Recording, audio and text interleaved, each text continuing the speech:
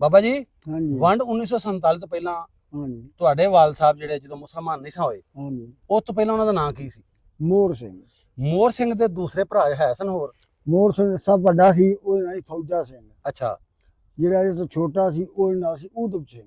ਉਹਦਾ ਨਾਂ ਊਧਮ ਸਿੰਘ। ਹਾਂ ਜੀ, ਤੇ ਤੁਹਾਡਾ ਬਾਪੂ ਮੋਹਰ ਸਿੰਘ ਸੀ? ਹਾਂਜੀ। ਮੋਹਰ ਸਿੰਘ ਦਾ ਜਿਹੜਾ ਬਲ ਸੀ ਤੁਹਾਡਾ ਦਾਦਾ ਜੀ, ਉਹਦਾ ਨਾਂ ਕੀ ਸੀ? ਉਹਦੇ ਨਾਲ ਸੰਤਾ ਸਿੰਘ। ਸੰਤਾ ਸਿੰਘ ਦੇ ਪਿਓ ਨਾਲ ਮੱਖਣ ਸਿੰਘ। ਅੱਛਾ ਮੱਖਣ ਸਿੰਘ ਦੇ ਪਿਓ ਦਾ ਨਿਧਾਨ ਸਿੰਘ। ਅੱਛਾ, ਤੇ ਤੁਹਾਡੀ ਵਾਲਦਾ ਦਾ ਨਾਂ ਕੀ ਸੀ? ਯਾਦ ਕੋਈ ਨਾਂ ਉਹਦਾ, ਮੋਹਰ ਸਿੰਘ ਦੇ ਘਰ ਵਾਲੇ ਦਾ ਨਾਂ?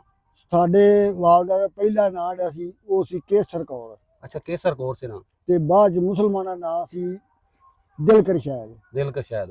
ਤੇ ਮੋਹਰ ਸਿੰਘ ਦਾ ਨਾਂ ਫਿਰ ਮੁਸਲਮਾਨ ਹੋ ਕੇ ਕੀ ਰੱਖ ਲਿਆ? ਅਹਿਮਦ ਅਲੀ। ਅਹਿਮਦ ਅਲੀ। ਤੇ ਦੱਸਦੇ ਆ ਪਿੰਡ ਦਾ ਜਿਹੜਾ ਮੋਹਰ ਸਿੰਘ ਤੁਹਾਡਾ ਵਾਲ ਸਾਹਿਬ ਜਿਹੜੇ ਮੁਸਲਮਾਨ ਹੋ ਗਏ ਫਿਰ ਅਹਿਮਦ ਅਲੀ ਬਣੇ, ਉਹ ਵੀ ਨੰਬਰਦਾਰ ਸੀ ਪਿੰਡ ਦੇ? ਨੰਬਰਦਾਰ ਇਸ ਸਾਹਿਬ। ਪਿੰਡ ਕੜਿਆਲ ਦੇ, ਹਾਂਜੀ ਜ਼ਿਲ੍ਹਾ ਗੁਜਰਾਂਵਾਲਾ। ਹਾਂਜੀ। ਅੱਛਾ ਬਾਬਾ ਜੀ, ਤੁਹਾਡੇ ਕੁਝ ਰਿਸ਼ਤੇਦਾਰ ਜਿਹੜੇ ਇੰਡੀਆ ਵੀ ਚਲੇ ਗਏ ਫਿਰ? ਸਾਰੇ ਹੀ ਟੁਰ ਗਏ ਨੇ। ਚੰਦ ਇੱਕ ਪੜਦਾਦੇ ਤੋਂ ਨਿਕਲੀ ਇੱਕ ਘਰ ਦੀ ਰਾਤ ਰਹਿ ਗਈ, ਦੂਜੇ ਸਾਰੇ ਟੁਰ ਗਏ ਨੇ। ਅੱਛਾ ਅੱਛਾ, ਫਿਰ ਤੁਸੀਂ ਇੰਡੀਆ ਵੀ ਗਏ 2-3 ਦਫਾ? ਹੈ ਇੱਕ ਦੋ ਵਾਰ ਗਿਆ। ਅੱਛਾ, 2 ਦਫਾ ਤੁਸੀਂ ਇੱਕ ਗਏ? ਵਾਰ ਬਚਪਨ ਚ, ਇੱਕ ਵਾਰ 14 ਚ। ਹਾਂ ਹਾਂ ਹਾਂ।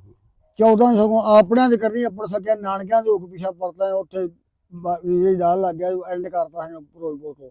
ਦੁਬਾਰਾ ਜਾਣ ਨੂੰ ਅਜੇ ਵੀ ਦਿਲ ਕਰਦਾ? ਆਪਣਾ ਖੂਨ ਹੈ। ਇਨਸ਼ਾਅੱਲਾ ਦਿਲ ਕਰਦਾ ਜਿਵੇਂ ਅੱਜ ਬਾਰਡਰ ਖੁੱਲਣ ਨੇ ਮੈਂ ਜਾਣ ਨੂੰ ਤਿਆਰ ਹਾਂ।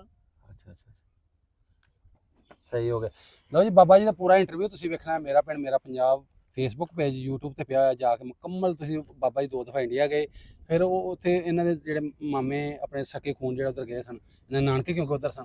ਬਾਬਾ ਜੀ ਆਪਣੀ ਵਾਲਦਾ ਸਾਹਿਬ ਦੇ ਨਾਲ ਗਏ, ਆਪਣੀ ਵਾਲਦਾ ਸਾਹਿਬਾਂ ਦੇ ਨਾਲ ਉਧਰ ਜਾਂਦੇ ਨੇ। ਫਿਰ ਵਾਲਦਾ ਆਪਣੇ ਭਰਾਵਾਂ ਨੂੰ ਮਿਲਦੀ, ਦੂਸਰੇ ਆਪਣੇ ਜਿਹੜੇ ਇਹਨਾਂ ਦੇ ਨਾਨਾ ਜੀ ਮਾਮਾ ਜੀ ਭਰਾਵਾਂ ਨੂੰ ਸਾਰਿਆਂ ਨੂੰ ਮਿਲਦੇ। ਉਹ ਸਾਰਾ ਕੀ ਸੀ ਉਸ ਟਾਈਮ, ਬਾਬਾ ਜੀ ਨੇ ਇੱਕ ਪੂਰਾ ਉਹ ਨਕਸ਼ਾ ਜਿਹੜਾ ਬਿਆਨ ਕੀਤਾ ਕਿਵੇਂ ਮਿਲੇ, ਕਿਵੇਂ ਉਦੋਂ ਕੀ ਹੋਇਆ ਸੀ, ਉਹ ਸਾਰਾ ਜਿਹੜਾ ਬਲੌਗ ਪਿਆ, ਜਾ ਕੇ ਤੁਸੀਂ ਜਾ ਕੇ ਸੁਣ ਸਕਦੇ ਜੇ।